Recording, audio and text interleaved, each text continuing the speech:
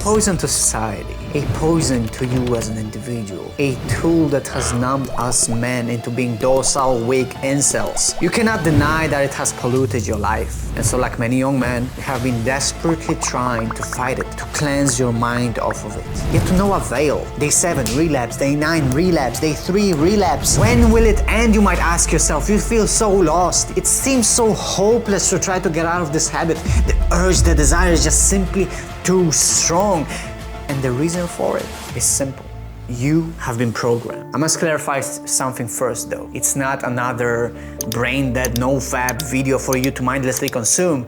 I will go over the exact roots of the problem that has been bothering many young men. Not by focusing on how porn itself is very addictive, but by explaining how our society at large has been corrupted and how it's influencing you as an individual. And so without further ado, let's begin.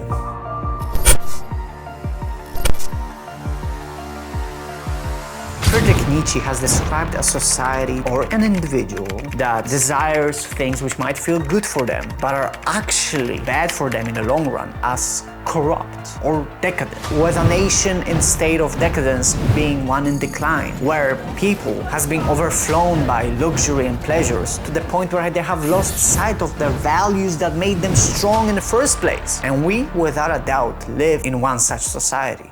If you are around 20 years old, you literally grew up surrounded by sex. It's no longer an intimate act between a husband and a wife. It's a product that is being shoved into your mind everywhere you go. Billboards with half-naked models, movies and songs with explicit sexual references. Hell, even the kids' cartoons have hidden messages within them. Hedonism has become the quasi-religion of Western civilization. And masculinity, your testosterone, is at conflict with it. And thus men have been turned from strong warriors into docile, weak consumers. Because it simply better suits the new order of things. Such men are more profitable to the greedy capitalist corporations. And this whole process of turning you into a consumer started gradually when you were a child. At school, you were never taught to enjoy hard work or discipline, how to be masculine, how to value your time. The education that was shoved into your mind was boring to the teachers, let alone the students. And then, after 7-8 hours of being in this miserable place, you went back home, and in your free time, you got bombarded by all those commercials and advertisements telling you to go and buy a new iPhone, to go and buy this new video game, to go to McDonald's. You are literally programmed into not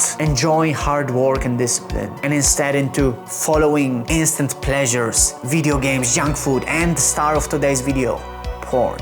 No matter how much you focus on your no-fap streaks, you keep returning to the old habit. And that's the thing that all those no-fap YouTubers won't talk about. They provide you, just like dating gurus or pickup artists, with an illusion of self-improvement. They make this content that's giving you this dopamine hit, that makes your brain believe that you have achieved something, that you are on self-improvement, that you are making yourself better. Meanwhile, you're celebrating your 20th day of no-fap and still play video games, still eat junk food, still scroll through social media, only postponing the inevitable relapse because you still cling onto the consumerist mindset that has been drilled into your head since you were a child. What's the hope? What's the path towards the salvation if even my own brain is against me? Well, just like the programming took some time, it was a gradual process, right? From the time you were a child until you were an adult. So the opposite process of deprogramming will take some time. It's not gonna be an instant success, like all of those no-fap YouTubers keep telling you. You will keep relapsing. I can promise you that. After watching this video,